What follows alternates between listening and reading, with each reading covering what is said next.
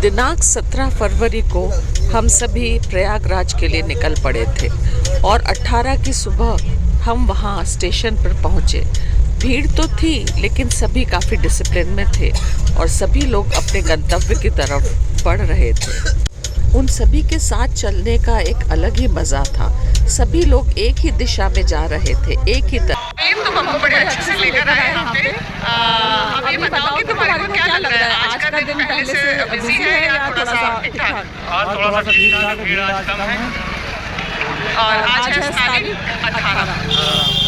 बहुत अच्छे से तुमने हमें ड्राइव कराई। हालांकि हम टू व्हीलर पे बहुत कम बैठे हैं कभी। बहुत सेफ जर्नी रहा। कैसा लगा? बहुत अच्छी सेवाएं दे रहे हो तुम लोगों को और ऐसी सेवाएं देते रहो, प्रभु को बहुत अच्छी समृद्धि देंगे। Thank you. आज अपने टेंट में थोड़ा आराम करके फिर हम कल सुबह 5 बजे के आसपास यहाँ से बिल्कुल पास में ही यमुना का तट है और यहाँ से हम एक नाव लेके संगम की तरफ जाएंगे सुबह और वहाँ पे हम स्नान करेंगे। और अभी तक तो ऐसा लग रहा है कि बड़ा अच्छा महसूस हो रहा है। जो टीवी और सोशल मीडिया पे देखा है ऐसा कुछ भी नहीं लग रहा। अब इंतजार है कल का। प्रयागराज के पहले दिन ही हम निकले शाम के वक्त घूमने के लिए। टेंटों का बहुत प्यारा इंतजाम किया गया था और सभी तरफ अलग ही तरह की रौनक थी और बहुत कुछ देखने लायक था। फिर हम पहुंचे शिवालय पार्क में। शिवालय पार्क बड़ा ही खूबसूरत बनाया गया था और सबसे विशेष बात शिवालय पार्क की ये थी कि एक एक जगह जो उन्होंने बनाई थी सारे ज्योतिर्लिंग थे और ज्योतिर्लिंगों का जो निर्माण है वो लोहे की पतली पतली चद्दरों से किया गया था। नंदी बैल भी लोहे की चद्दर से बनाए गए थे।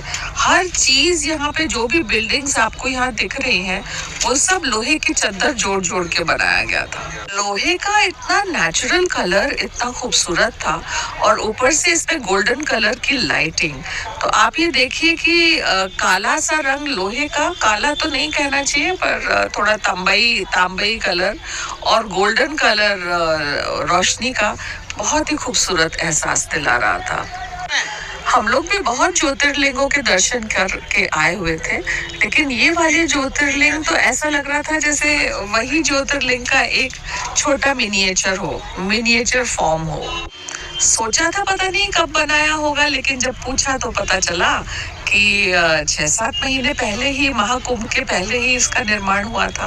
फिर हम सवारी में बैठे, पैरों में इतना दर्द हो रहा था, वापस पहुंचना था अपने टेंट और ये देखिए हमारी सवारी बहुत ही खूबसूरती से हमको ले जा रहा है और क्या आनंद का अनुभव हो रहा था।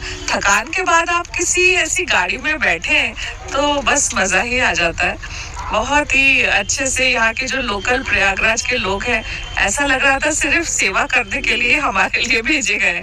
बहुत प्यारी सेवा करी, बहुत अच्छे से हमको इधर से उधर ले जाना, मोटरसाइकिलों पे बैठ के जाना। कभी बैठे नहीं मोटरसाइकिल पे, बुढ़ापे में ये सारे काम कर रहे हैं। और ये देखिए गंगा जी की जो पीछे रोशनी है, ये सारे घाट है, इतनी सुंदर रोशनी थी गंगा के किनारे की, बहुत ही प्यारा।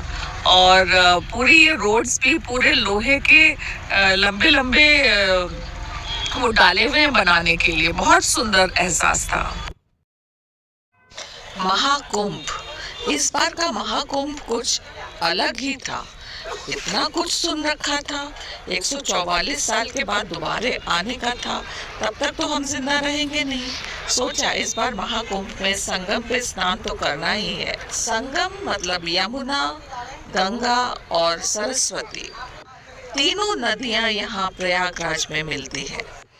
भीड़ भाड़ के चर्चे तो बहुत थे, सोशल मीडिया पे भी बहुत कुछ कहा गया, लेकिन हमने मन बना लिया था कि जाएंगे इस बार, देखते हैं क्या होगा। बहुत ओपन माइंड से गए थे, सोचा था नहीं हो पाएगा तो बीच में से ही वापस हो जाएंगे, पर ये क्या, हम तो संगम पे पहुंच भी चुके थे। वहाँ पे डुबकियां भी लगाना शुरू हो गई थी। ये मेरी जेठ और मेरी जेठानी भी हमारे साथ थे और मेरे हस्बैंड तो थे ही। तो बहुत ही पवित्र एहसास था, बहुत ही सुंदर एहसास था। मैंने भी हिम्मत करके मन जुटाकर डुबकी लगाने का प्रयास किया और सफल भी रही। भैया भाभी के साथ से और उनके हिम्मत दिलाने की वजह से मैं भी इस कार्य में सफल। ये मानो एक स्वप्न था जो मैंने पूर्ण किया इस जीवन में। संगम पे महाकुंभ में स्नान करने का, डुबकी लगाने का, और जितने लोगों का मैं नाम ले सकती थी सबकी तरफ से मैंने यहाँ पे डुबकी लगाने की कोशिश करी। और ज़रूरी नहीं कि मैंने डुबकी लगाई, ये सबके नाम की अलग अलग, और एक साथ ही मैंने कई सारे नाम भी बोल दिए थे। मैंने इतना कर लिया था, यही मेरे लिए बहुत था, क्योंकि मैं तो बीच में से भी वापस आने के लिए तैयार थी। पर उफ, क्या नज़ारा था, क्या जगह थी। और ये जो सूर्योदय था, ये भी ऐसा लग रहा था जैसे सूर्योदय कभी पहले देखा ही नहीं। और चारों तरफ ये यमुना और गंगा का जल बहुत ही खूबसूरत, जिसका कोई वर्णन नहीं किया जा सकता। बहुत ही अच्छा लगा महाकुंभ आकर। प्रयागराज के आखिरी दिन हमने तय किया कि हम चित्रकूट जाएंगे। टैक्सी वाले ने हमें बुलाया बलुआ घाट, यहीं पर था इस्कॉन टेम्पल भी प्रयागराज में। क्योंकि टैक्सी वाले के अनुसार अंदर बहुत जाम था, इसलिए हम बलुआ घाट आए। पर यहाँ तो देखने को कुछ और ही मिला, इतना खूबसूरत सीन, सनराइज हो रहा था। फिर हम चले चित्रकूट की ओर। क्योंकि उसी रात हमको ट्रेन पकड़नी थी प्रयागराज से, तो हमने तय किया 4-5 पॉइंट्स करेंगे, और उसमें से एक था हनुमान धारा, जिसके लिए हमें ट्रॉली में बैठ के ऊपर जाना पड़ा। और ये हनुमान जी का मंदिर बहुत क्राउडेड था, बहुत लोग थे इसमें दर्शन के लिए आए हुए थे। पर बहुत अच्छा हमें महसूस हुआ यहाँ आकर, और अपने आप में एक अलग ऊपर एहसास हो रहा था कि हम सबसे ऊपर पहाड़ की चोटी पर आए हुए हैं। हनुमान मंदिर के बाद हमने तय किया कि हम जाएंगे राम घाट। राम घाट की अलग ही कहानियाँ हैं। यहीं पे तुलसीदास जी ने रामचंद्र जी को चंदन का तिलक लगाया था, और इसके किनारे मंदाकिनी नदी के किनारे कई सारे छोटे बड़े मंदिर हैं और बहुत प्राचीन काल के हैं। और हमारा केवट भी बड़ा अच्छा था। नावें भी इतनी सुंदर तरीके से सजाई गई थी, रंग बिरंगी नावों में बैठने का एहसास अलग ही था। और वो जो गोल तकिए थे इतने टाइटली भरे हुए थे कि बहुत हमारी कमर को इतना आराम मिल रहा था उन तकियों पे टिकने के बाद। बहुत मज़ा आया मंदाकिनी नदी में सैर करने। कभी कभी भगवान को भी भक्तों से काम पड़ता है, जाना था गंगा पार, प्रभु केवट की नाव चढ़ो। बोलिए। केवट भी हमारा बड़ा बातूनी था, और बहुत अच्छे से उसने गाइड का भी काम किया, और बहुत सारा इतिहास हमें यहाँ का बताया, और हमें बहुत अच्छे से बताया कि यहाँ पे क्या क्या चीज़ रामचंद्र जी के साथ वनवास में हुई। और इन मंदिरों के बारे में भी उसने हमें बहुत अच्छे से बताया। इन मंदिरों में जाकर और मंदाकिनी नदी का एहसास करके ऐसा लगा जैसे हम किसी अनूठी दुनिया में आ गए हों। बहुत ही खूबसूरत था हर चीज़, हर नज़ारा। और अब था समय हमारे लिए वापस लौटने का और ट्रेन पकड़ने का। इसके लिए हम ज़्यादा व्यथित हो रहे थे, और इसी व्यथा में हमने इतनी जल्दबाजी करी आने के लिए, क्योंकि हमारी ट्रेन रात की थी 11 बजे की, और 11 बजे की ट्रेन पहुंचने के लिए हमें बहुत जल्दी यहाँ से निकलना था। स्टेशन जैसे तैसे पहुंचे, पर यहाँ पे इतनी भीड़ थी, लेकिन मजाल है कि भीड़ डिसिप्लिन के बाहर थी। डिसिप्लिन में पूरी भीड़ बड़ी अच्छी व्यवस्थित लग रही थी। ऐसा लग रहा था जैसे स्कूल में जब एनुअल फंक्शन होता है तो टीचर्स जब बच्चों को ऐसे एक लाइन में बिठा देते हैं, उसी तरह से यहाँ पे प्रशासन ने कर रखा था।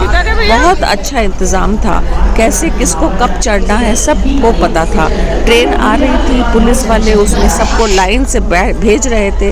बहुत अच्छा प्रयागराज का एहसास रहा। कहते हैं प्रयागराज में लोग बिछड़ते हैं, पर यहाँ तो मुझे कई सिंधियंस से मिलने का मौका मिला।